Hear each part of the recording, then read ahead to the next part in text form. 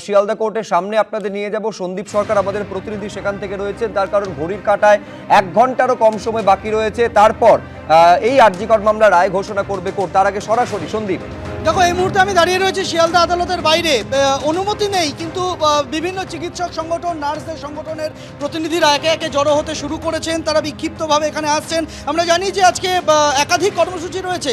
Medical service centre, nurses unity সহ একাধিক চিকিৎসক সংগঠন, নার্সদের সংগঠন, তাদের 1টা থেকে কর্মসূচি ছিল। তারা এখানে একে একে আসতে শুরু করেছেন।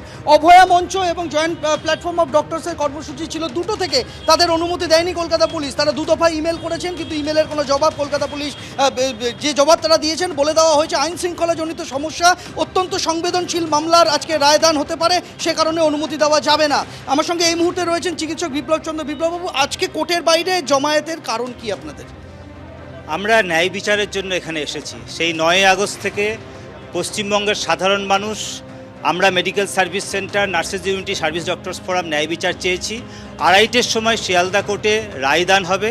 আমরা শুধু জানতে চাই, শুনতে চাই যে একা সঞ্জয় রায় ছাড়া আর কে যারা খুনিরা আছে তাদের বিরুদ্ধে কোনো রায় ঘোষণা হয় কি না, নাকি শুধু একা সঞ্জয় রায়কে দিয়েই প্রশাসন, আদালত পার পেতে চাইছে। মানুষের ক্ষোভ কিন্তু নিভবে না যদি না প্রকৃত খুনিরা ধরা না পড়ে। মানুষ কিন্তু আজকে সেটাই জানতে চাইছে যে অভয়াকে কারা কারা খুনটা করলো, কারা সেই চক্রী, এটা জানতে চায়। আমরা খুব সংশয়ে আছি, বিচার কি মানুষ পাবে? না পেলে কিন্তু আজকের পর থেকে মানুষের ক্ষোভের আগুন আরও শতগুণে বেড়ে গিয়ে কিন্তু রাজপথে মানুষ আবার লড়াইয়ে নামবে। আমরা জানি যে এই শিয়ালদা আদালত যেখানে দাঁড়িয়ে রয়েছে, এই শিয়ালদা আদালতেই 35টি প্রশ্ন তুলে এই আরজি করে নিহত তরুণী চিকিৎসকের পরিবারের সদস্যরা, তার বাবা মা একটি আবেদন জানিয়েছিলেন।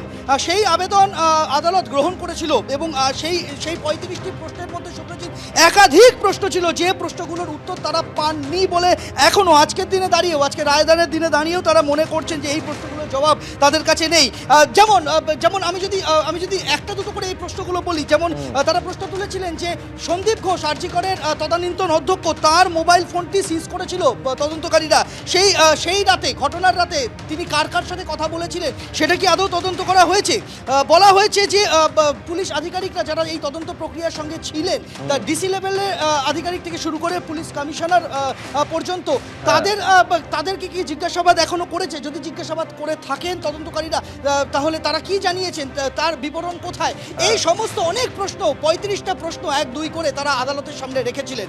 সেই প্রশ্নের জবাব, তাদের মূল অভিযোগ ছিল যে সিবিআই তদন্ত করেছে, কিন্তু তদন্তের পেরিফেরির মধ্যে এই সমস্ত বিষয়গুলোকে আনা হয়েছে কি, এই প্রশ্ন কিন্তু নির্যাতিতার পরিবারের তরফে তোলা হয়েছে।